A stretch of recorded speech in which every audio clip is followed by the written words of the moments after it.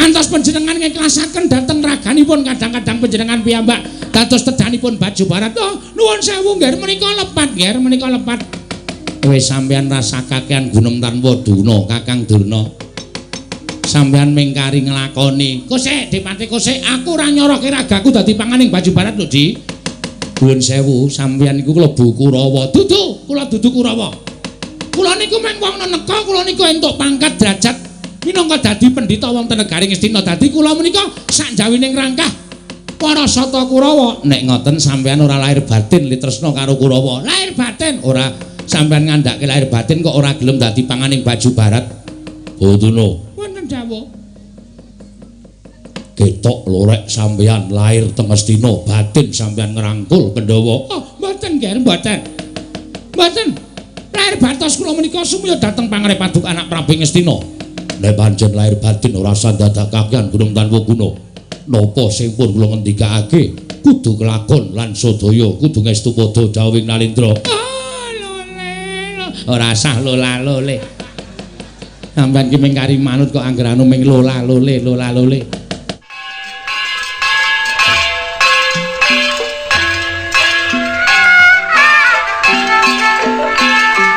Al-Fatihah tujuh Kiseno Nugroho. Bismillah.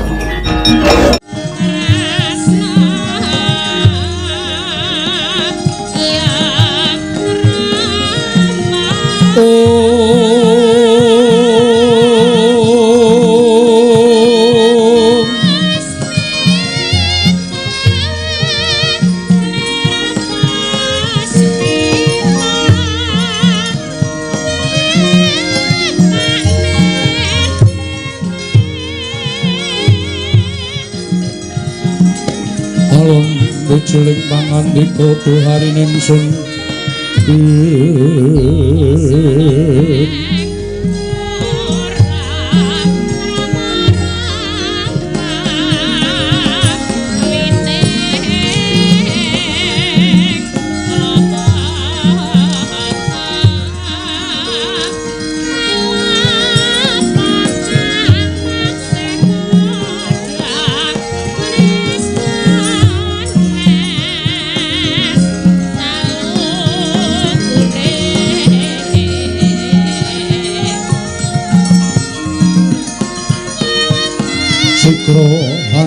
Cukah Noang Turno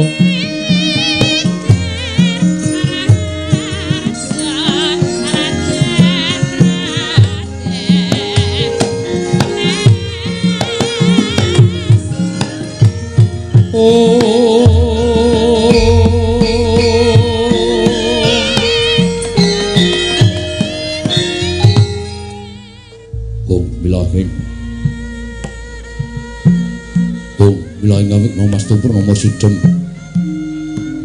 awik nomas silat mring wong jagat karana siram tondo kawisesaning bisana sono sinawung lang kula wis temas tantun lambang Buddha jinantur tutur katela tulat nilap ing paradya minursita upama praneskara karana jati ing jaman purwa pinarti tameng lalata mangkata kapasraning gowita tan pundung geng lalambang tumpa-tumpa marma panggung sang Purwengkata sebebiar dumadining wayang purwa bawakane kondoli narik urututing basa dumengku nangemu surasa yen narasa ya karaos mulat jare rohang rasa wani rohing diri rasa rumangsa ngrumangsani lirjal mo ngilukaca jarwe wis nakup caing carita lho becik wis gemelar jroning pakliran yaiku sejati ramriksani pagdaran linggih purwa Surya Candra Darimyang Kartika pinurut kodrating kawasa Sarya Trihangi Dri Bawana Purwatekeng Duksina gilir kemanti teman dadi petanganing dina sasi warsi windu kang sarta abad tetukulan kang kartu pangkar kosi rambun ya jawabating krembya dadi padhang ing kutu-kutu alang atoga bulan wana yang Brandaya dadi blanakan tanpa wicalan padhang trawangan nari sang Bang Rawi ing ngarsa merbawani jagat mungguing jagat pitan tuk mungup-mungup Mungging hangrane bukir abang merengangah lamun kaiksi ayahan dilato bumi saya dangu sumunusan Hyang Arga katon seblak kanan kiring abang ismu jenal kaperbawan nari Sang Hyang Basanta tanem tuwa katon ijo royo-royo hamangku gunung ingkang biru moyo-moyo pucuking gunung ki nemelan gendanu kastur ing Prabancana lenggat lenggut nganti kaya gunung Makutha Mega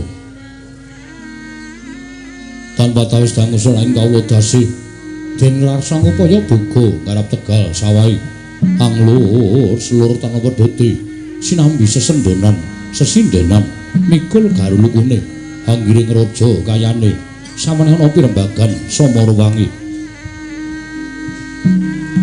Sang Hyang Arga saya dangu saya inggil kados nari jagat pus katon melok dening kiblat papat lor kidul wetan kulon Sunari jagat kang samrebut yudha, rebut teja, rebut kekuwung, parandene datan ana ing kemadani, kekuwunging praja ing Astina.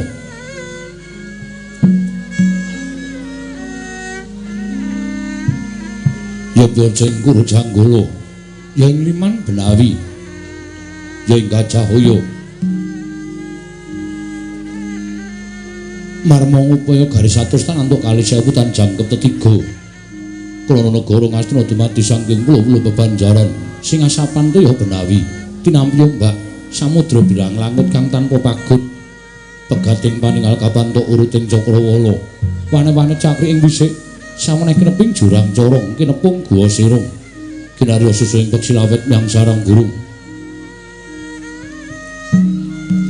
wonten ugi pasajeng Kangkang Sela sadaya tinanduran tantu kang ora kapitan jo Bathari Sihat laring pasabenan Yayah Rukmi Sari kang pinangku Pertiwi pategaling nenggo Plewijeng kang rembuyung gegodhongane hambiyet wae nganti kaya manglung-manglung wit-witane pala kependhem pala kesimpar pala gumantung sadaya kang kuciwa cinawi tulungan ngamaweh kesarasaning diri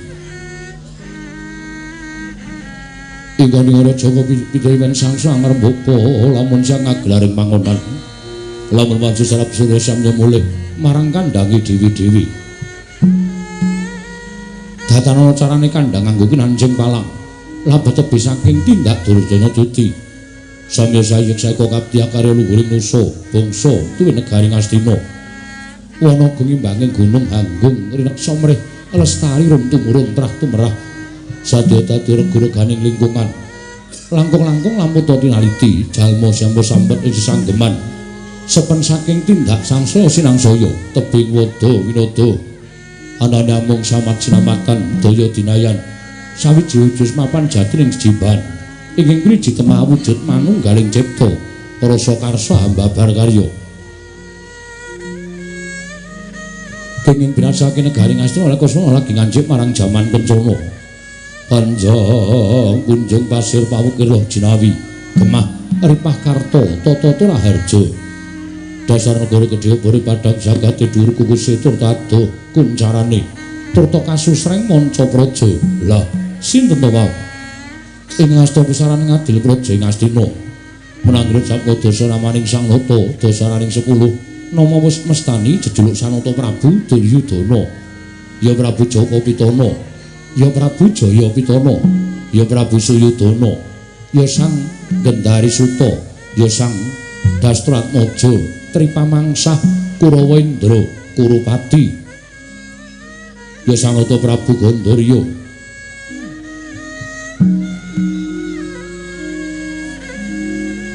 Malendra guna ngagunatan ngendhak naning jalma luhur dataran kulung kaliyan dapan kasoring sesami yen to ginung wireng jajahan luhuring keprabon sadalem angketana pedhote pinunggal kang kawicarita Risa Jawa Sanata parang lenggah madaning dampar ora mantra-mantra sipating Bathara Yaya Sang Hyang Bathara Kuwira diwaning kesugihan nang Ijawantah binayang-bayang sangganing Hapsara Hapsari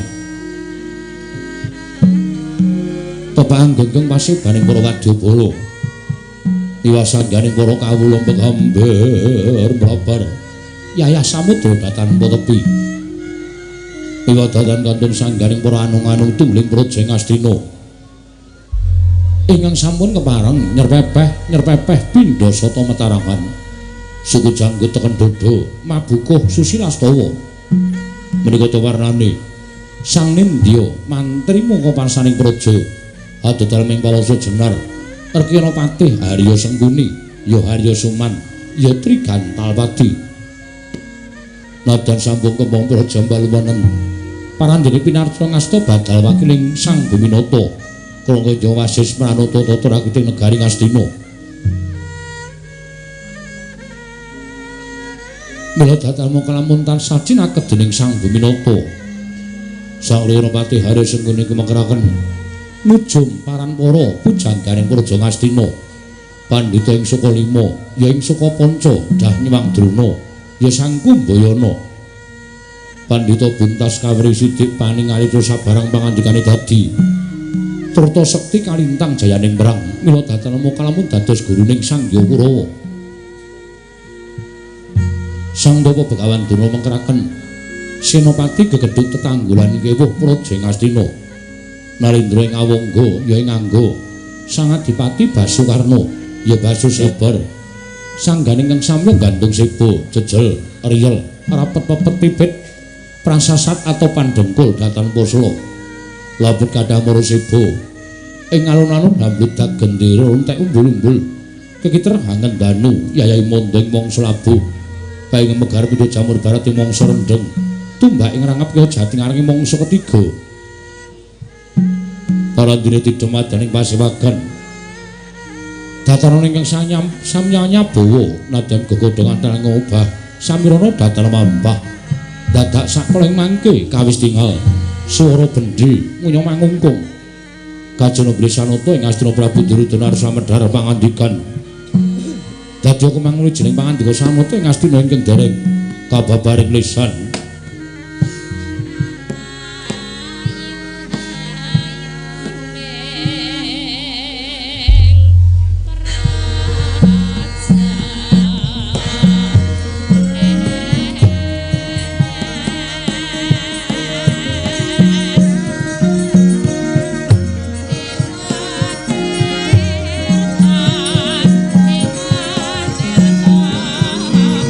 Wong rambyang ningkang sasangka kumenyar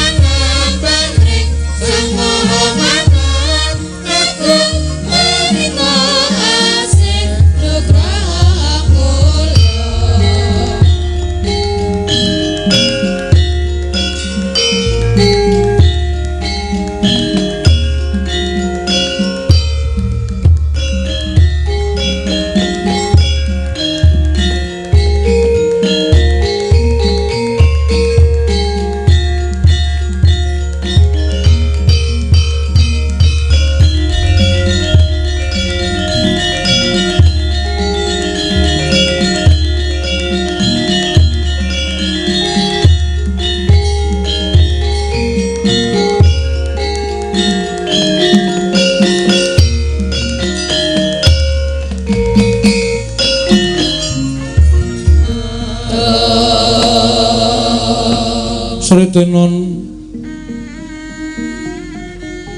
ning pasewakan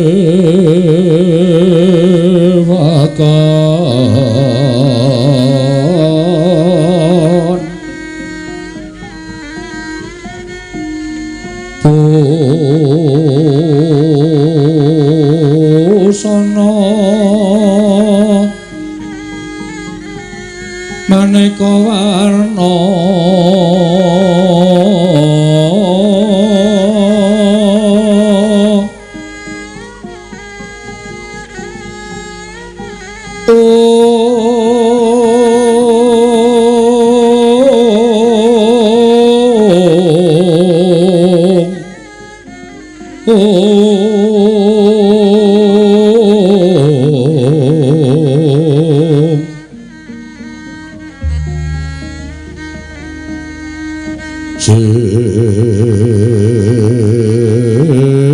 Sepak puspeteng Udyana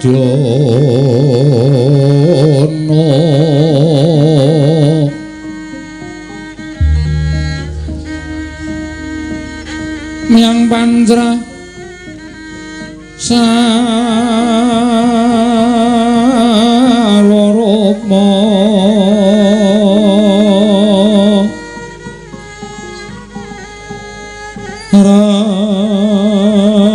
Ranggeng Manik Nara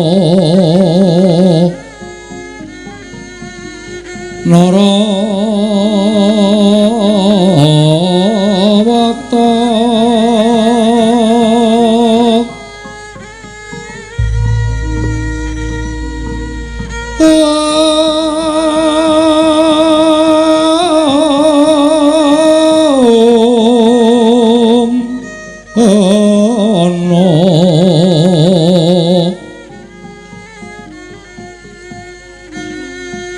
Prabanya kang sumerat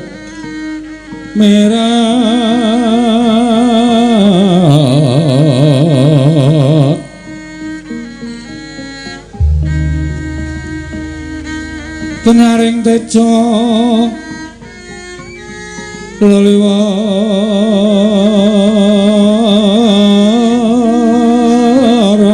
leliwaran lir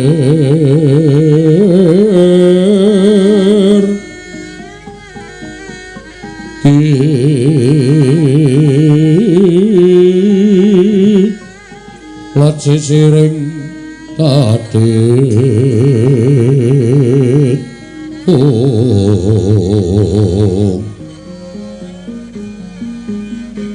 wimbo kekanda amrek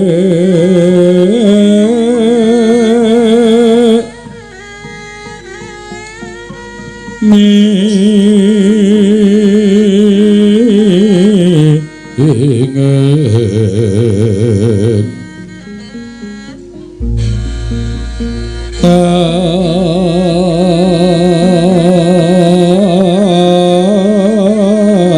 tiuping maruta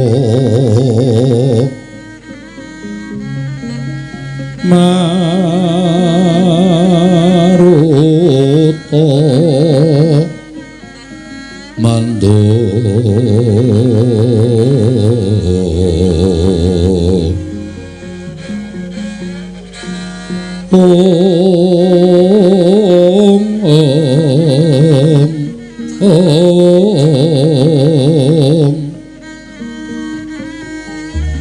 sabaran mangambar kongas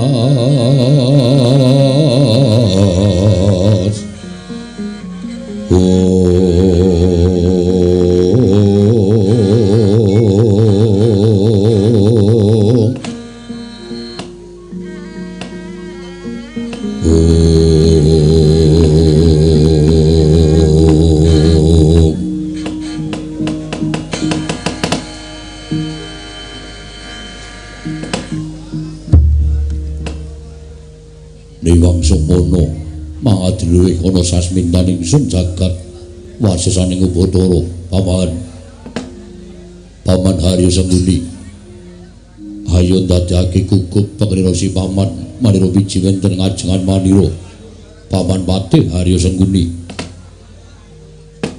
Kawula nun nggih anak Prabu Sangkalangkung Gorawalan panampinipun ing abdi ngepatian dupi kula tampi timbalanipun Paduka anak Prabu Ngastina. Wonten ing Jawi sanget kuwatos sing manah Pindaran Salomba pinanjering alun-alun kumite racaruk maras nanging saremonten ngarsa Paduka tebih saking raos kemarasan nggir wanter sabda pangandika Paduka anak Prabu Ngastina kawula nun kawula nuninggih Paman Losa Jenar nggih katiparan hangger si paman ingsun percaya minangka dadi badal wakil ingsun maranata tata rakiting negari Ngastina Paman Losa Jenar. Nyawa-nyawa jimat kula nggih anak Prabu menawi Paduka ndangu bab tata rakiting praja sadaya boten badhe anguci wani para kawula sami sayek seka kapti akarya luhuring nusa bangsa tuwin negari Ngastina. Medhaipun para abdi perjurit boten kendhat anggenipun sami gegladen olah kridhaning aprang. Sawanci-wanci praja Paduka katemping parang muga boten badhe anggepok kunca Paduka anak Prabu. Ing bapa ing kepatihan remuk kasawurna putung sumangga kabandhem nonggir kawula nun kawula nuwun. Pagaran ingkang utama tindakna selawase lan diprayogakna anggene paman ngadhep ngarsaning manira Paman Losa Jenar. Kawula nun sampun boten kirang prayogi pisoanipun ing abdi kepatihan nggih anak Prabu Bapa Bandurna Bapa ing saka 5 sawetawis rawuh ngandika Bapa katuran karaharjan arawipun Bapa Durna wonten mendhapi ageng negari Ngastina Bapa Bandurna. Astaka swala sila berdaba swalu gimbal sumorante hawela kawula nuwun inggih nggih anak Prabu tansah pinaringaning kawidatan ing sambikala sawanipun ing bapa saka 5 mangga widodha niskala sowan kula durga mendhak kala sirna namung marang ingkang bapa ngaturaken pudi astawanipun ingkang bapa kunjuk ngersa Paduka anak Prabu Ngastina nggih anak Prabu Duryudana sampun lo tamya karya bombong raos sing manah boten langkung kasekecakna anggen jengandika lenggah Bapa Bandurna. Oh inggih sampun boten kirang prayogi pisoanipun ing bapa ing saka 5 dinten sak mangke menika nggih wonten ing Datulaya Praja Ngastina. Kakang Prabu Karna kasekecakna anggen jengandika lenggah Kaka Prabu Ngawangga. Kawula nun nggih Yayi. Sampun boten kirang prayogi pisoanipun ingkang Raka ing Ngawangga. Namung parenga kula ngaturaken salam taklimipun ingkang Raka kunjuk ngersa Paduka Yayi Prabu. Kula cancang pujaing weni dumawahing wijang urma keting werdaya saestu andadosaken cahya nur cahya daging rah kayuwanan boten langkung kasekecakna anggen jengandika lenggah Kaka Prabu Ngawangga. Kawula nun nggih sampun boten kirang prayogi pisoanipun ing Raka Ngawangga wonten ing Datulaya Praja Ngastina dinten sak mangke menika Yayi. Boten istira Dimas Kartomarma prayogakna nggih kadheng ngarsanipun Kakang Dimas Kartomarma.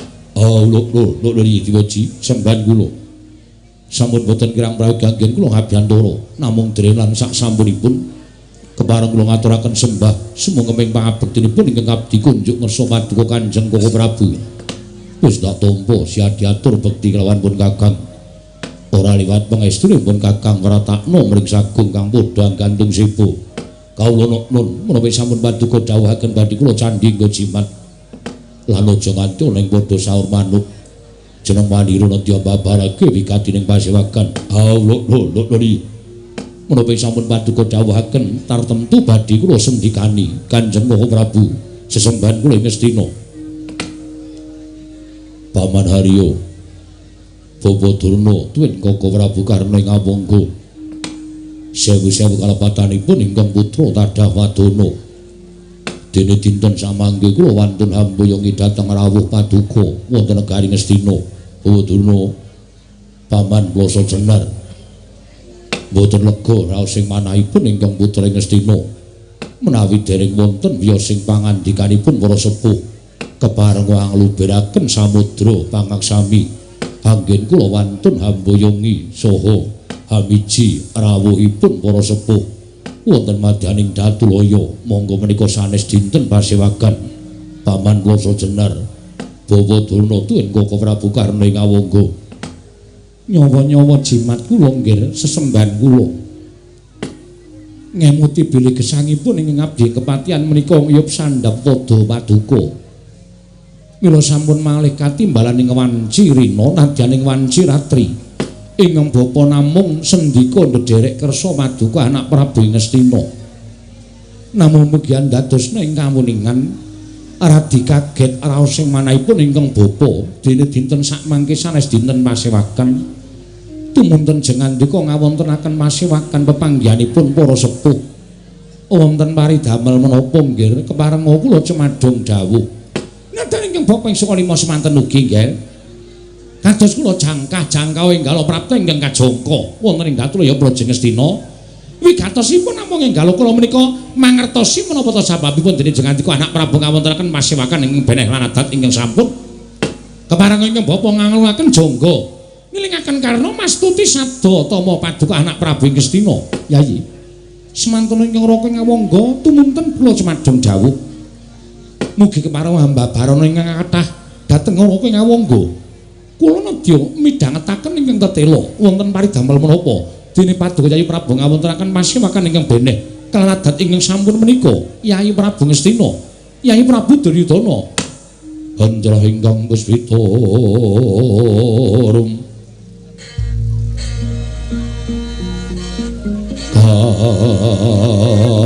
kasiring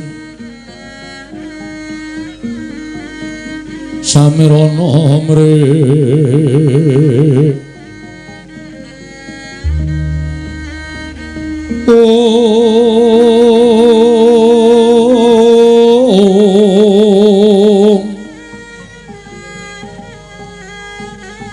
sekar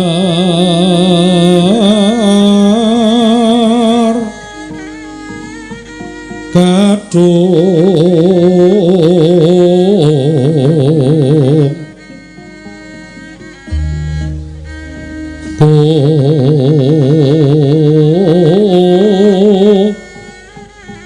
ngas kandanyo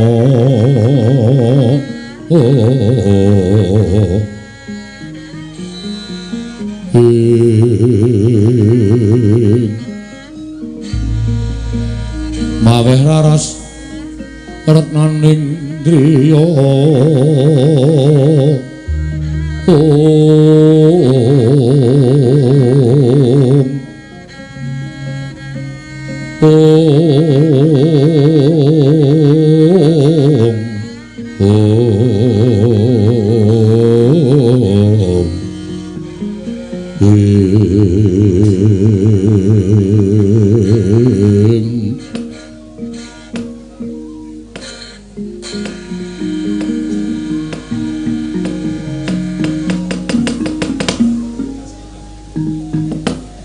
Paman Arya Bawa Durna wonten timbalan nggih wonten timbalan ngadawa nggih wiwit Pandhawa nampi triman kanugrahan wujuding negari Gendra-Prasta tumlingga sakmangke Yayi Prabu Puntadewa anggenipun lenggah dampar wonten negari Ngamarta dangu sangsaning dangu saya wimbuh kuncara negari Ngamarta kalukengrat Hanjayeng Bawana nadyan jembaripun negari Ngamarta menika persasat namung sapra sekawanipun negari Ngastina nanging kuwatir raos sing manah kula dangu sangsaning dangu kuncaraning negari Ngastina menika badhe kendhih dhateng kuncaraning negari Ngamarta ketitik sampun kathah para kawula ingkang sami nilar negari Ngastina tumuling ngiyup wonten pangwaosipun para Pandhawa bawan dika ngertos piyambak kamulyaning Pandhawa menika tumrap kula dados sengsaranipun Duryudana ya lair ya batin mila nadyan jagat menika sampun sami mestani yen to Pandhawa lan Kurawa menika tasih sederek monggo anggenipun sami badhe mestani nanging tumrap Duryudana sampun kula tetepaken bilih Pandhawa menika nadyan kadang kula piyambak nanging gesangipun para Pandhawa menika mujudaken kelilip tumrapipun Duryudana tumrap kula Pandhawa menika satru mungking cangklakan boten lega raos sing manahipun Duryudana menawi dereng sumerep Pandhawa menika ngathang-athang dados badhang Pandhawa sirna saking lumahing bumi kureping langit monggo dinten mangke sumebar warata saindenging jagat bilih para Pandhawa nedya mbangun negari Ngamarta menika saya damel bingung raos sing manah kula saya damel kodheng manahipun ingkang putra ing Astina Pandhawa ingkang nembe kemawon lenggah dampar Yai Prabu Punta sak kadang kadhean nembe kemawon mangreh kawula negari Ngamarta menawi dipun tanding kalian pun Duryudana menika ngibaratipun bumi langit kula sampun ngasta bahwa perintah negari Ngastina mataun-taun ewadene Pandhawa nembe kemawon dados nalindra ewadene indak ing negari nglangkungi dhateng negari Ngastina kawontenan ingkang kados mekaten menika ndadosaken bingung raos sing manah kula mila tumuli kula nglempakaken sangganing para sepuh supados dinten sak mangke gawe srana Pandhawa aja nganti kelakon nggone bangun negara Ngamarta angka 2 syukur bagi Pandhawa saged sirna saking lumahing bumi kureping langit menika ingkang kula jangka Paman Haryo Sengguni nyawa-nyawa jimat kula nuwun sewu nggih jebul boten kanthi kanyana-nyana penggalih paduka menika sami kalian manahipun ing abdi kepatihan sareng kula mireng bilih para Pandhawa menika badhe mbangun negari Ngamarta menika tumuli manahipun ing abdi kepatihan menika kuwatir inggih krana setunggal mangke para Pandhawa saya anjayeng bawana Pandhawa saya kalukengret satemah kathah para kawula ing sami ngiyup dhateng para Pandhawa ing mekaten ndadosaken kawula Ngastina dangu sangsaning dangu badhe telas krana sami ngiyup wonten pangawaosipun para Pandhawa menika nggih ndadosaken kuwatir raos sing manah kula syukur menawi jengandika anak Prabu tumunten nggadahi raos ingkang sami kaliyan bapa ing kepatihan malah dinten sak mangke saking pemanggihipun ingkang bapa ing kepatihan pepanggihan menika rinantam supados sak mangke manggihaken srana Pandhawa menika gagar anggenipun badhe mbangun negari Ngamarta angka 2 syukur menawi Pandhawa menika sirna saking lumahing bumi kureping langit la ngaten pemanggihipun paman sami kaliyan pemanggihipun ingkang putra ing Astina menika nggih samangke kula nyuwun dawuh srana menapa ing kedah katindaken supaya Pandhawa gagar wigar anggone bangun negara Ngamarta luwih-luwih sapa ingkang saged lan bisa gawe srana sirnaning para Pandhawa menika kula borongaken dhateng para sepuh ing sampeyan jenengi lenggah nyawa-nyawa jimat kula nggih semban kula wonten ing Madyapada prapteng delahan nuwun sewu nadyan manahipun ingkang bapa nggadahi raos sewas lan kuwatir namung babakan iku pertikel anggen paduka paring dawuh supados dados sarana purunging Pandhawa mbangun negari Ngamarta agengipun Pandhawa sirna nuwun sewu Blaka Suta blak kotang terus terang inggih menika ingkang angel dipun jangka menika ingkang angel dipun jangkah sabab lupiya ingkang sampun kelampah pendak-pendak kula lan paduka anak Prabu damel karti sampeka sirnaning para Pandhawa tartemtu boten saged kaleksanan pendak-pendak Pandhawa dipun jangka pejahipun boten dumugining pejah nanging malah nemu kanugrahan menika lunggir ingkang dadosaken ingkang bapa bingung raos sing manahipun ingkang bapa ing kepatihan Paman Haryo Sengguni wonten dawuh nadyan bingung penggalih panjenengan mestine patih menika duweni go pertikel ingkang dipun unjukaken dhateng nalindranipun kula nyuwun paman ingkang kebak ing reh iku pertikel dinten samangke kula aturi paring dawuh pripun carane supaya Pandhawa aja nganti lono urip ana ing jagat Pandhawa aja nganti saya kuncara yen to Pandhawa saya kuncara bakal ngendhih marang kuncaraning Duryudana ingkang mekaten dados kesengsaraning manahipun ingkang putra ing Astina.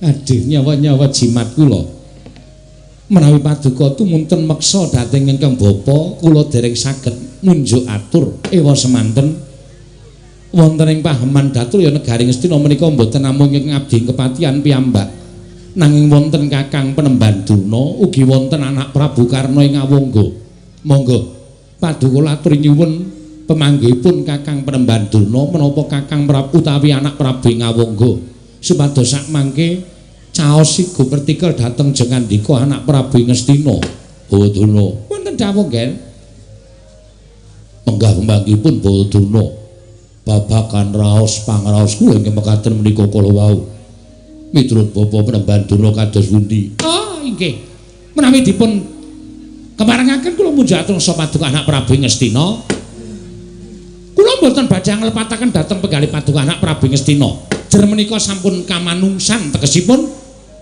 menika sampun satrepipun menawi paduka menika nggadahi raos kuwatir salebeting penggalih jarakan jengandika menika nganggep dhateng para Pandhawa menika mboten sederek malih nanging sampun mujudaken satunggiling satru utawi mengsah tumrapipun anak Prabu Ngastina nggih Bawadurna mila menawi jengandika lajeng nggadahi raos kuwatir babagan pendhawanganipun badhe mbangun negari Ngamarta menika sampun satrepipun lan jengandika nggadahi pemanggih damel srana supados sak mangke Pandhawa gagal nggone mbangun Ngamarta angka kalih Pandhawa pejah menika ingkang dipun jangka dening anak Prabu Ngastina kula semanggaken Bapa Durna anggenipun pados rana supados Pandhawa enggalo sirna saking lumahing bumi kreping langit nuwun sewu nggih janipun menawi Pandhawa gangsal menika mboten gadahi kekiyatan menapa-menapa lan pemanggihipun winates namung wonten ing Pandhawa menika tansah dipun namping-nampingi satunggiling titah mustikaning jagat inggih menika setunggal Nata Ndarawati angka kalih inggih menika wong loro saudon telu saurupan inggih nyatanipun piyambakipun menika namung derajatipun gedibal nanging ageng dayanipun tumraping para Pandhawa sapa Kakang lho anak Prabu Ndarawati karo Semar Badranaya Dipati ngono ya nggih Pandhawa nek tanpa diampingi dening Nata Ndarawati kaliyan Semar Badranaya oh Pandhawa menika mboten gadahi kekuatan napa-napa ya mung wujud satriya lumrah ngono wae ning gandeng diamping-amping karo Nata Ndarawati sartaning Semar Badranaya mula ora jeneng mokal yen to Pandhawa anak-anak kula Ngamarta menika manjila gesangipun igo pertikelipun kathah ning dudu igo pertikeling para Pandhawa iku igo pertikeling Nata Ndarawati lan Semar Badranaya mula ora aneh jaman wonten lakon Semar Boyong biyen kula ketayalan boyong Semar kepengin boyong Badranaya supaya ngomong marang para Kurawa ning nyatane gagar wigar tenantuk karya Semar nemtokake ngomong marang para Pandhawa ya wis tegese kuwi kanugrahan tumraping para Pandhawa ngono ya Kakang Dipati wis sampeyan mang niteni jaman sampeyan gawe sirnaning para Pandhawa gawe cintrakaning para Pandhawa nalika bali gala-gala obong-obongan ana ing kutha Waranawata Semar sanake ya eneng kono Pandhawa tanpa diampingi dening Semar tangelamun Pandhawa iso lolos saka bebaya geni ngono ya nalika Bratasena dikon babat Wanamarta satemah Pandhawa entuk negara Indraprasta Semar ya melu eneng kono nek tanpa Semar Bratasena mesti mudhar ning Wanamarta ora ana wong sing kuat mapan ning alas Wanamarta sing gawat kliwat wingit kepati satu mati jalma mara keplayu nggih leres Kakang Durna lha nggih mula gandeng sing dadi kekuatane Pandhawa niku Sinuwun Ndarawati kalih Semar Badranaya nah panjenengan wis iso mestheke nek kekuwataning Pandhawa menika mapan ning Nata Ndarawati lan Semar Badranaya saka iku partikel kula kudune nek arep mateni Pandhawa kudu iso mateni Nata Ndarawati karo Semar gene pinter saniki kula tak takon karo sampeyan nek mateni Nata Ndarawati kalih mateni Semar niku carane pripun mboten wonten carane lho kok mboten wonten carane lho tegese angel dijangkah patine Dipati Sinuwun Ndarawati menika titising Sang Hyang Bathara Wisnu Sinuwun Kresna menika titising Sang Hyang Bathara Wisnu dewa sing tukang nentremke jagat dewa sing tukang ngandum kabagyan mula ora aneh nek luput senjata tawa tegese ora kena dijangka patine Nata Ndarawati ngoten nek kejaba saka niku nek pancen ora iso gawe pati ning Nata Ndarawati ya liyane sing ngamping-ngamping karo para Pandhawa Semar Badranaya nah Semar niku derajating batur Saniki kula tak takon karo Kakang Prembaduna, pripun carane mateni Semar? Carane ya angel. Mboten sampeyan niku jane niku ngendika kok ning kok mbuntokke pengendika sampeyan dhewe ora ana jalan keluare niku pripun? Lho pancen angel lho Dipati, nuwun sewu. Sampeyan nek pancen urung prisa kula caosi prisa. Semar iki ketoke batur. Ning nika ya Dewa Ngejawantah. Nika malah kakangne Bathara Guru Sanghyang Ismaya. Ngaten. Dadi Pandhawa nika entuk kebejan diampi-ampi karo Natandrawati, diampi-ampi karo Semar Badranaya. Mula Pandhawa angel dipateni. Ngoten nggih. Nggih. Saiki ngeten mawon. Mboten sah mikir Natandrawati, ora usah mikir Semar Badranaya. Nek cara materi Pandhawa menika pripun? Oh, nek tanpa ana Natandrawati, tanpa ana Semar, Pandhawa menika gampang dipateni. Gampang dipateni. Ngoten nggih. Pun dinteni mawon mengke nek lengane entek rak mati dhewe. Sampeyan ampun ngomong sembrono lho, Kakang Duna niki wau apik banget penting kok sampeyan kok dadi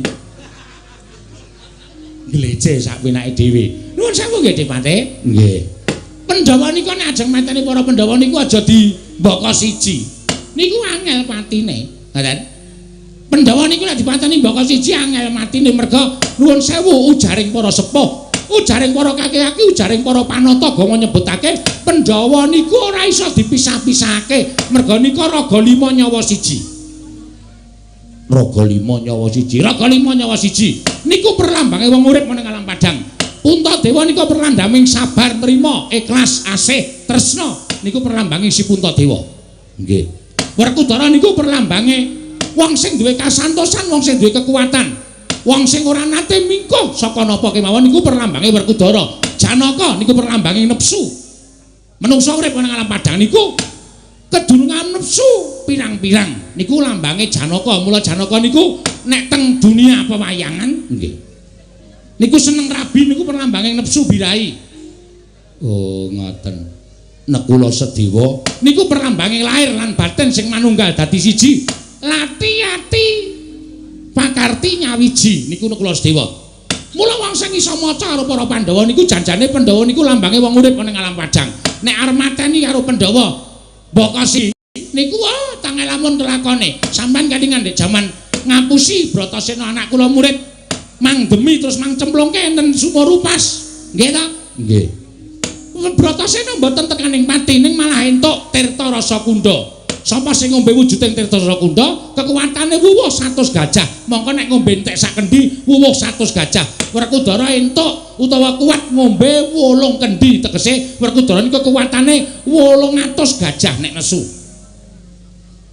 Ngoten nggih Kakang. Nggih. Nalika Werkudara kula dawuh supados golek banyu suci Perwitasari, nggih ta? Nggih. Niku jane nggone ora teng segara. Ning merga kula niku manut karo omongan sampeyan supaya Werkudara tekaning pati, kula apusi nyemplung telenging segara. Ning merga Werkudara niku duwe kapercayan karo Begawan Durna. Gedhening percaya niku iso nuwuhake Werkudara entuk kanugrahan ketemu karo Sang Ruci Bathara. Tumunten pikantuk tirta pawitra mahning suci. Monggo janjane niat kula ming manut karo sampeyan supaya Werkudara tekaning pati. Ning dilalah Werkudara malah entuk banyu suci Perwitasari. Dadi sing entukke Werkudara banyu suci Perwitasari niku senes sampeyan. Mboten kula. Sampeyan ora ngerti nek teng segara niku wonten Dewa Ruci. Mboten ngerti. Ning merga Werkudara percaya karo Bapak gurune. Napa-napa niku nek dilambari kapercayan niku bakal iso nemahi kok Dipati. Nggih, nggih Kakang Duna. Sing jeneng tatu suwek mongko gedhe nganti metu akeh banget niku nek percaya karo wit mandingan nggih niku dimamah dipopokke ya mari tenan ya bampet tenan wadene nek ora percaya lah mbok tekan tambani nganggo apa wae mesti ora bakal mari. Nadan sampeyan niku lara nuwun sewu lho niku cara modern disuntikke teng dokter sampeyan wis maido karo doktere ya ora mari. Ngoten nggih. Nek sampeyan percaya nadan urung kok disuntik lagi diperiksa wis sampean wis mari kok. Urung ngombe obate. Lagi didumuk dokter wae mari. Saya dokter wedok. Mesti mari. Nggih. Mesti percaya sampean. Mesti percaya. Niku bab kapercayan. Mula babakan mejahi para Pandhawa menika nuwun sewu kedadipun petung kanthi manah ingkang ganep. Kedadipun petung aja nganti sembrono, aja nganti sak kepenake dhewe. Nek nganggo karti sampeka, Pandhawa niku janjane ora iso diapusi. Pandhawa niku janjane ora iso diapusi. Nek sampean nganggo karti sampeka, cara sing manggunake cara mbiyen-mbiyen, jane Pandhawa niku wis do ngerti. Ning merga ora kepengin gawe gelaning wong tuwa, Pandhawa mung manut. Jroning manut kanthi tata-tata lair lan batine, mbok menawa ana apa-apa, mula Pandhawa ora tau tekaning pati merga wis ngerti. Ngoten nggih Kang. Nggih. Jaman ajeng mangobong niku Pandhawa ya wis ngerti. Buktine Dewi Kunti Talibrata weling karo si Bratasena. Bratasena, adi-adimu kakangmu do turu kabeh ke pati. Kowe aja turu, merga rasaku ora kepenak. Ngantuk kaya ngapa melek ya ngger.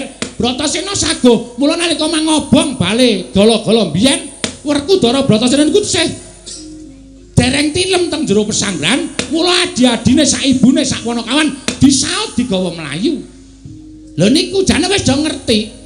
Sampeyan niku ketok apik-apik ning ngarepe Pandhawa niku jane wis do ngerti nek sampeyan niku pancen nuwun sewu. Sing arep gawe cintrakaning para Pandhawa. Oh, Duna. Wonten dawuh nggih. Kula mboten kepingin sampeyan criyos babagan kesaenanipun para Pandhawa. Menika damel sakit manah kula. Pandhawa dikaya ngapa menika namung menungsa lumrah sami kaliyan kula. Kaya menapa panjenengan menika tansah ngetingalaken kesaenanipun para Pandhawa yen ngono Bapa Durna Lemulang sarta Lingrengkuh Siswa Kurawa lan Pandhawa menika banjing banjiladan. Mboten nggih, mboten.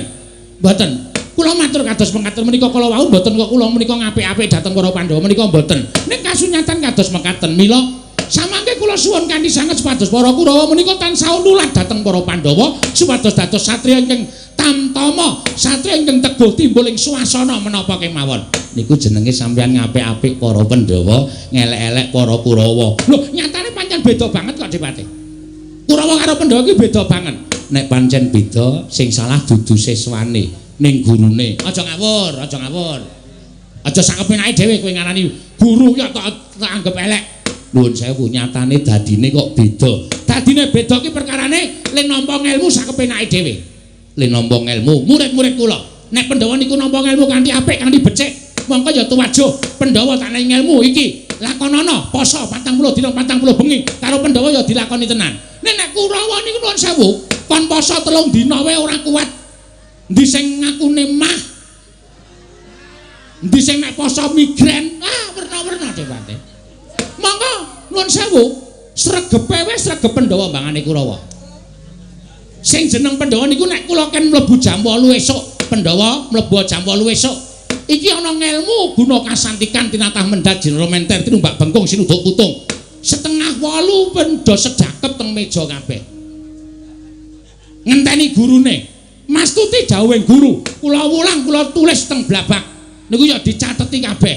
Do nggawa buku kabeh. Kanthi pepacoh, kowe aja nganti tumindak kaya ngene, ya dilakoni kabeh. Sampeyan ora tau ndampingi Kurawa kok anak-anak sampeyan. Kurawa jam 09.00 ki ana pelajaran. 9:30 kula mlebu urung ana wong. Mengenten Durmagati, Citraksa, Citraksi, mejane dekke siji terus do adep-adepan, do kiyu-kiyu. Sekolah napa kaya ngoten niku napa apik. Monggo nek kula wulang niku ya ming ana Durmagati ketoke sedeku ning matane merem. Blas ora gatekke. Iki lakonana poso 40 dina 40 bengi, ngono. Do dilakoni. Citraksi niki kuat 40 dina teng Senthong ora metu wong karo bojone. Amboyo setahun. Nggih, nggih. Niku lho bedane Kurawa karo Pandhawa, kula ora bedak-bedake ning kula matur apa anane. Nuwun sewu Dik Pate. Nggih. Sing jeneng Amarta kok saya menjila menika mergane padha sayuk rukun tunggal cipta rasa karsa lan karyane tetunggalan antaraning pengarep lan para kawula menika manunggal dadi siji. Mula jenenge manunggaling kawula lawan Gusti. Pandhawa caket kan para kawula, pendak-pendak Pandhawa menika caket kan para kawula, nyedhaki ati ning para kawula. Kawula ya caket karo para Pandhawa. Mula ora aneh nek negara Ngamarta iki saya apik, saya menjila, saya kuncara. Saniki mang gagas. Napa tahu sampean dadi patih cedhak kalih para kawula? Mboten tahu, nggih ta? Malah sajae sampean niku nek karo kawula sing rada ora duwe, wah le ngece sak penake dhewe. Kula kerep lho weruh sampean menehi dus-dusan ngene kawula nyok dipangan. Mangane ngelih. Napa kaya ngene iku watake pate? Derajate beda. Derajate beda rak teng donya. Nun sewu, sesuk sampeyan nek pun sowan ngersaning Gusti, derajat pangkat iku mboten kanggo. Sampeyan karo para kawula niku derajate padha teng ngarepe Gusti sing Maha Kuwasa. Oh, sampeyan niku ora tau melu pengajian. Nggih. Ngoten nggih Kakang. Nggih. Dadi wis satrepe sing jeneng aja kok kawula. Kawulaning negara Ngamarta niku nek ratune arep lenggah siniwaka niku pun jentrek-jentrek meneng kabeh, mongko do lenggah kabeh sedeku mari telu ngestu padha dawing ratu. Ning nek ngestina cobi Mang Jajak, Mang Gagas. Ratune wis lenggah siniwaka, kawulane ya do jentrek-jentrek, do omong-omongan dhewe. Do selfie. Ora gatekke karo dawing Kalendra. Sak kepenake dhewe. Endi ana sing benake stagen? Endi ana sing benake kemben? Alobok kok dinggo. Ayo kabar-kabar. Niku kawulane durung wiyagane. Tekan ngendi. Sing jeneng pengrawit Ngamarta niku. Nek wis dandan niku wirane ya apik. Sandangane ya apik, lek nganggo iket ya mlenet tenan tekan dhuwur alis. Monggo nek di wis munggah panggung terus meneng kabeh ngenteni bukane si Bonang. Bonang buka terus nabuh ora ana sing rame, bar suwuk ya ora ana sing omong-omongan, menengan, paling mung do nyumet rokok, meneng, ora do ting gedabikan ra karo-karuan. Beda nek karo pengrawit Kurawa. Teko ning gone rung dimanggake mangan wis jupuk dhewe-dhewe. Iku Kurawa kuwi buah dinggo tamu jukuki. Ah, sampe naik dhewe ora. Engko bar nabuh isih cenanangan, ngomong rono, ngomong rene. Jaluki rokok penonton, nah ya wis. Kena lungguh panggung ning nyogok rokok. Ayo. Kaya ngono kok arep dadi tresnani karo para masyarakat. Sinden Ngamarta wae beda karo sinden Kurawa. Wila tekan sinden ben kula oncaki kabeh babar pisan. Nggih. Ngoten nggih Kang. Nggih. Kuwi beda sinden Ngamarta niku arepa cacahe akeh, arepa kebayake ora pati apik. Ning gandeng wonge niku apik-apik tenan tur dasare ya ngabekti karo nalendrane. Lungguh jentrek-jentrek niku ora ana sing ngomong, ora ana sing pripun-pripun. Ngetokke nek pancen niat nyambut gawe, anteng jatmika. Lambene digawe rada mesem men disawangke kepenak. Mripate digawe mblalak-mblalak. Men disawang ya kepenak. Cul gendeng kur kabeh ya muni kur kabeh. Ora ana kur kok karo mamah. Niku ora ana. Nek sinden Kurawa wah wis gagas niku marahi. Nek ora gedhe atine jembar ususe dawa gedhe atine dawa. Gedhe ususe dawa. Gedhe atine dawa ususe niku wis ora kuat nggawa sinden Kurawa ora bakal kuat. Oh, nggih tenan. Ngerti wis linggo nang panggung ya. Wah, ibut dhewe ra karuan ndi sing setagene kurang kenceng. Ndi sing bengese kendledeken dibenake ra. Mangga terus do nyekel HP do selfie ndi sing lambene ngisor dijokke sithik. Di selfie terus dipoto kirimke kanca-kancane. Malam ini ditekik temuwuh. Apa rumasane saben bengi iki rupane malik napa piye ta ya? Oh saben bengi rupane ya mung padha ya mung kaya ngono kuwi kok. Aku coba nek di aku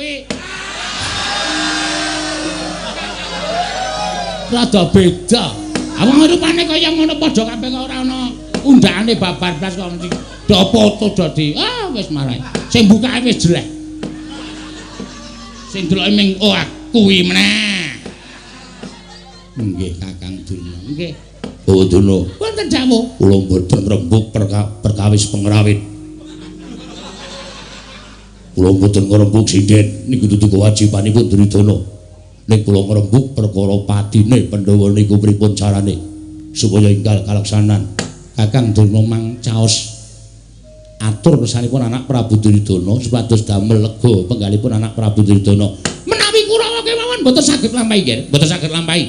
Ha kejawi menawi Kurawa lan Paduka anak Prabu menika nyuwun tulung dhateng sinten kemawon ingkang kekiyatanipun sami kalian Semar menapa dene Natandrawati, kula kinten menika nembe saged gadah pengajeng-ajeng bilih Pandhawa sirna margalayu. Nanging menawi namung kekiyatanipun Adipati Harya Senguni Bapa Durna tuwin anak Prabu Ngawangga, taunana windanana mboten wonten ing saged ngawonaken para Pandhawa menawi tasih dipun amping-ampingi Natandrawati kalian pun Semar Badranaya. Sidhem jroning pasewakan Padyagung tanpa sabawa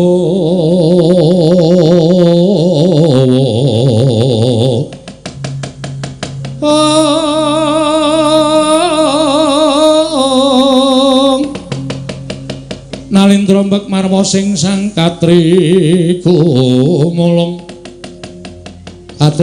mangrempak ing wadya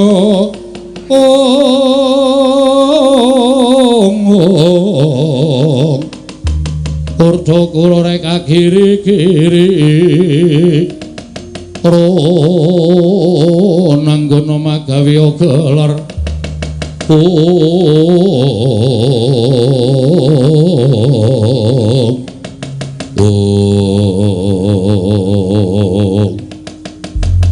sidhem jroning pasewakan nalika semanten namung Sungkawa nata ing Astina Prabu Duryudana jroning galih nalika semanten petang-petang pripun caranipun supados saged mejahi sangya para Pandhawa dadasaken ing mangke sungkawaning nata Ngastina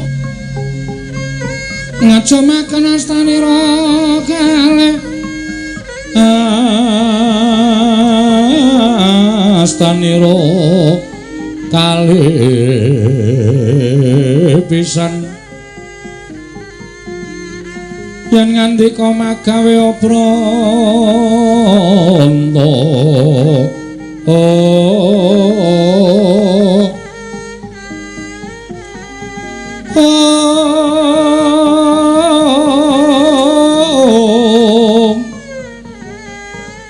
yen ngandika magawe pranta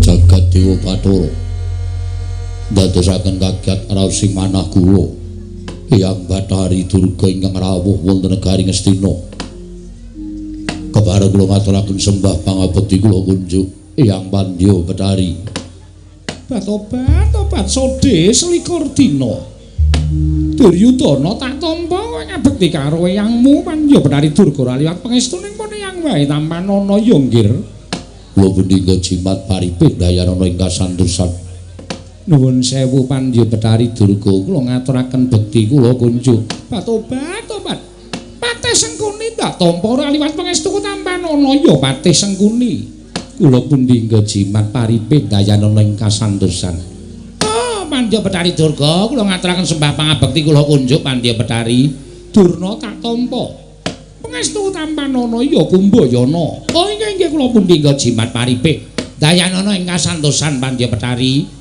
Duryudana wonten timbalan ing adhau nganti gawe geger sangyaning para baju barat jim setan mriprayangan ing mapan ing dandang mangure nggonmu duwe rasa sedih wekasan utuh marang para dewa akarya bingung sangyaning para baju barat tumuli ulun budal saka ing dandang mangure praptane negara Ngastina ing wegati amung kepengin ngerti apa to kang dadi darunane dene mengkono rasa pangrasamu nggir Hyang Bathari ana apa Duryudana estunipun gesang kula menika boten jenak gesang kula menika boten tentrem kula gesang wonten ing Madyabada menika ngibaratipun kadidene ancik-ancik pucuke ngeri lire piye dene kowe matur ingkang kaya mengkono inggih sabab kula menika gadhahi mengsah nadyan sami nyebat menika sederek kula piyambak nanging tumrap Duryudana menika satru mungguing cangklaan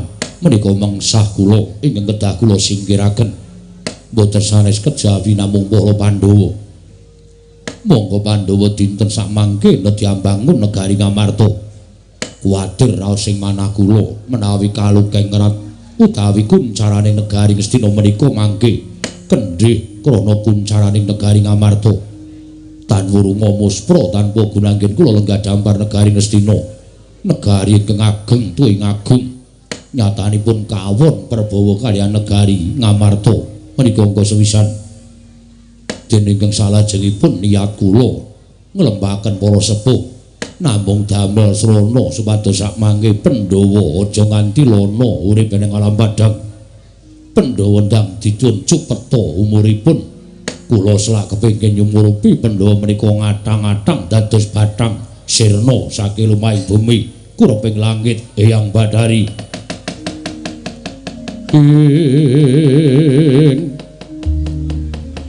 Yana temoyan nuntuna wangaprang kasangsayan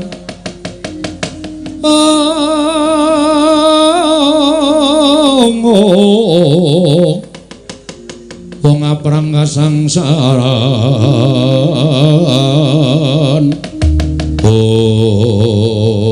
batobat Duryudana kula wonten paring adhawuh ibarate kaya tetembungan tumbuh entuk tutup. Liripun kados pundi Pandya Bedari paring dawuh ing mekaten. Ngerti ya?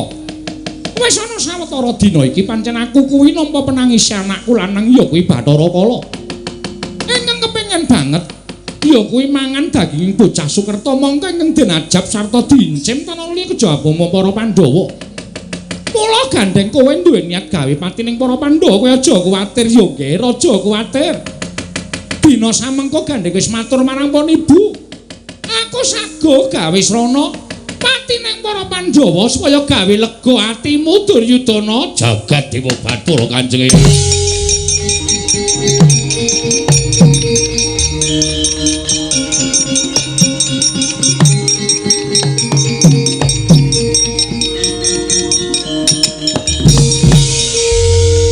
Maturaken panuwun ingkang tanpa pindhan.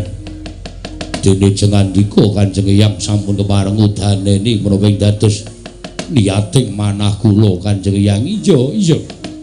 Nanging kejaba saka kuwi nggone pun Hyang bakal mbudidaya gawe pati ning para Pandhawa kuwi ibarate kaya dene Jer Basuki mawa Beya. Ora ana wujuding gegayuhan ingkang tanpa pambudidaya sarta tanpa prabeya. Prabeyanipun menapa? Kula badhe sagah ngudaneni. Aku mung njaluk ya nggih upama mengko Pandhawa kelakon tekaning pati. Sesa upama wis kelakon perang Bratayuda Jaya pinangut tak jaluk kanthi banget. Kurawa ora bakal kelakon munggah ning kasuwargan utawa ning alamantara sowan ngersaning Gusti nanging tak jaluk kabeh kuwandaning para sata Kurawa sukmane dadi balaning Bedari Durga dene kuwandaning Kurawa dadi panganing baju barat. Piye sago ora Duryudana? Kados pundi paman pun dipun sagahi mawon mboten apa-apa. Kula benjang boten pikantuk margi. Sampun to, benjang menika sampun dipun aspal sedayanipun. Dados mergi menika padang sedaya. Kuwandaning para sata Kurawa dados panganing baju barat. Tiyang ingkang sampun pejah menika boten badhe ngrasakaken dhateng raganipun piyambak-piyambak. Raga menika badhe dipun jur krana dipun pendhem utawi wonten petak wonten ing siti. Raga menika badhe dipun jur dening gagak dipun odol-odol dening satu kewan sampun boten ngraosaken dipun ikhlasaken kemawon. Eyang menawi namung menika pitumbasipun dipun sekseni kiblat papat segara gunung isining rina wengi. Duryudana sakurawanipun sagah winjang menawi pejah wonten Bratayuda. Kuwandanipun dados tedanipun baju barat. Bumi langit nekseni lho, Nger.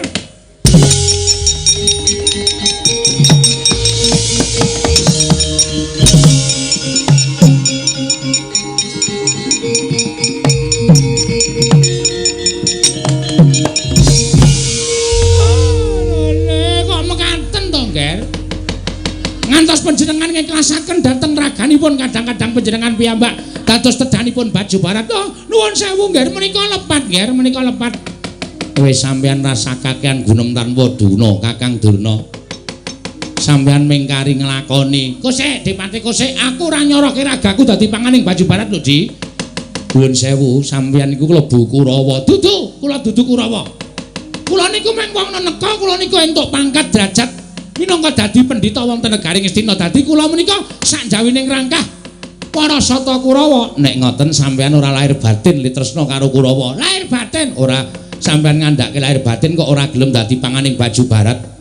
Bodono. Wonten dawuh. Ketok lorek sampeyan lahir teng Ngastina, batin sampeyan ngrangkul Pandhawa. Oh, mboten nggih, mboten. Mboten. Lahir batos kula menika sumya dhateng pangrepaduk anak Prabu Ngastina. Nek pancen lahir batin ora sandadakaken gunung tanpa guna.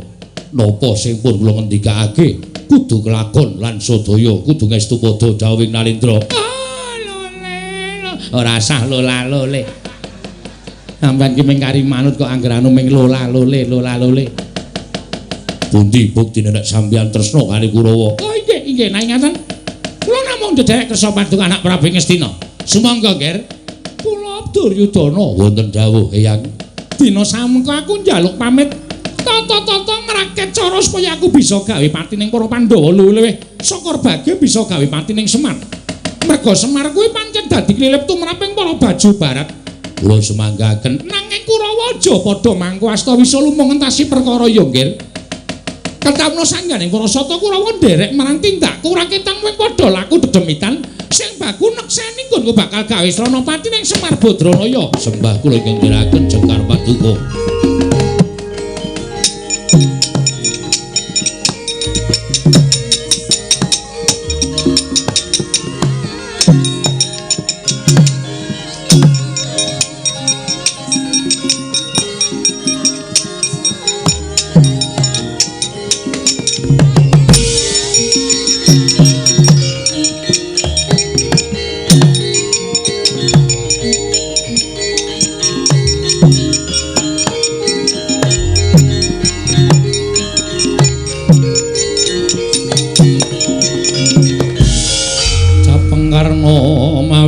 Winges katon lenandheping Trisula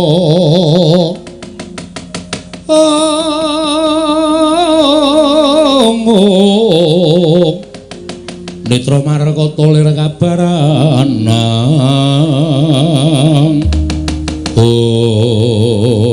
Yayi sewu-sewu kalepatanipun ing Raka tadah wadana paripaksa kula Radi mingset anggen kula ngabiyantara. Kakang Prabu Karna wonten dawuh menapa? Nuwun sewu. Ngastina menika sampun dapuk senopati wonten ing sampun ngadhapuk minangka dados senopati ing negari Ngastina menika Nalindra nganggo ingkang Raka pun Basukarna inggih pun Suryatmaja. Monggo pedamananipun senopati menika kula tansah angajeng-ajeng dawuhipun Nalindra Ngastina. Supados dawuh dhateng Raka ngawangga benjang menapa kula menika kapatah madheg suraning driya. Tegesipun kula majeng wonten ing peperangan. Monggo menika sampun wonten pawadan anggen paduka selak kepengin nyumurupi patining para Pandhawa kula nuwun sewu. Wiwit enjang kala wau ngantos sak menika dumugi Sang Hyang Sura sampun manjer wonten tengahipun. Kula dipun dawuh inggih boten, kula dipun jawil inggih boten. Monggo estunipun kula menika ngajeng-ajeng. Kula nampi dawuhipun Kyai Prabu Duryudana supados kula mejahi para Pandhawa. Pandhawa menika namung tiyang gangsal nadyan kula ijen tanpa ruwang kula sagah nyangking mustanganipun Pandhawa gangsal cacahipun nanging ewadene samangke kula sampun kraos jebul wontenipun nata ing ngawangga Basukarna wonten negari menika sampun boten dipun agem kula sampun boten dipun anggep buktinipun namung badhe mejahi para Pandhawa kemawon paduka Kyai Prabu dadak ngrawuhaken Pandya Betari Durga mongko durung karuan kelakone lah kok pendak-pendak panjenengan menika tansah pitados kaliyan Pandya Betari Durga. Monggo panjenengan dereng nate sepisan kemawon nyobi kekiyatanipun ingkang Raka ngawangga. Sewu-sewu kalepatanipun ingkang rayi tadah wadana. Mboten menapa-menapa, Yai. Kula matur ngaten menika supados lega manah kula. Kula nyuntak dhateng gegembolaning raos kula ingkang kula ampet sampun wit kala enjang kala wau. Engga sepriki sampun lega raos ing manah kula, gandeng sampun lega. Samangke sampun boten dipun agem malih. Pedamalanipun Senopati wonten negaring Astina Pilanana kula nyuwun pamit. Koko Prabu sampun boten napa-napa. Kula nyuwun pangapunten inggih, kula sampun paring pangapunten dhateng Paduka Kyai Prabu. Kula nyuwun pamit menawa boten sawetawis lenggar rumiyin. Kula isin, kula wirang. Kula dipun tonton semanten kathahipun kawula ingkang sami nggantung seba. Sami ngraosi dhateng nata ing Awangga Basukarna ora dianggo ning ngareping Kyai Prabu Duryudana. Kliranana kula nyuwun pamit. Wangsul dhateng negaring Awangga kemawon Yayi.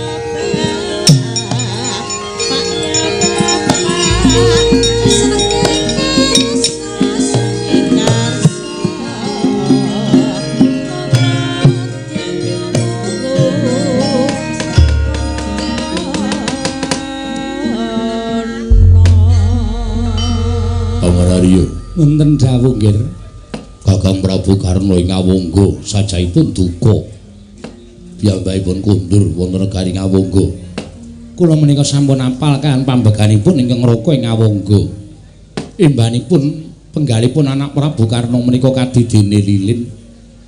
Menawi kenging panas tumuli dadi ajir, nanging menawi kenging adem tumuli badhe kempel. Boten sampun ngantos dipun penggali ingkang lebet tartemtu benjang sowan malih wonten negaring Astina. Boduna wonten dawuh nggih. Kula semanggaken kadang-kadang kula Sata Kurawa anggenipun ngodol tindakipun Pandya Betari Durga samangkit damel pecahipun para Pandhawa. Oh iya ngestaken dawuh. Menapa sampun paduka dawuhaken badhe kula istaken. Kula semanggaken mangsa borong pangraos kula sampun lega mboten wonten ingkang saged ngungkuli kegiatanipun Pandya Betari Durga. Jernyatanipun nadyan mapan wonten ing Jana Luka. Nanging Eyang Pandya Betari Durga menika minangka dados ganeping para dewa. Ateges sak mangke Pandhawa badhe abenajeng kalian para Jawata utaminipun Eyang Pandya Betari Durga. Oh inggih, inggih. Mugi-mugi saged kasempatan penjangkanipun paduka anak Prabu ing Astina nyumurupi dhateng para Pandhawa sampun sirna marga layu. Kira-kira ngono ya Kakang. Oh ya urung mesti. Lho. Aja ngono ta, Mbak, ya mestekke. Oh iya Dik Pati ya tak pestekke. Muga-muga Pandhawa mati suri. Sampeyan ki senengane nek omong kok sak mati suri ki ming sedila. Ayo mati sedila ora apa-apa to. Engko terus urip meneh. Kartomarmu wonten timbalan ing Ngadawu. Budana kang pundhut sing bengsun kundur kedaton. Kawula nuwun paramadal pasilan sing ati-ati aja kaya bocah cilik Dimas Kartomarmu. Purna gatining pananggilan. Sanata kundur kedaton jeluk saking dampar kencana kinapit gambaran gading kadhiraken sangganing Poromban Cedi. Manggung ketanggung japa maloro-loro ingkang sami ngambil patraning keprabon. Kawis dengan saking mandra tindak nyosri Naranata katingal ngirang penggali sang nata wau.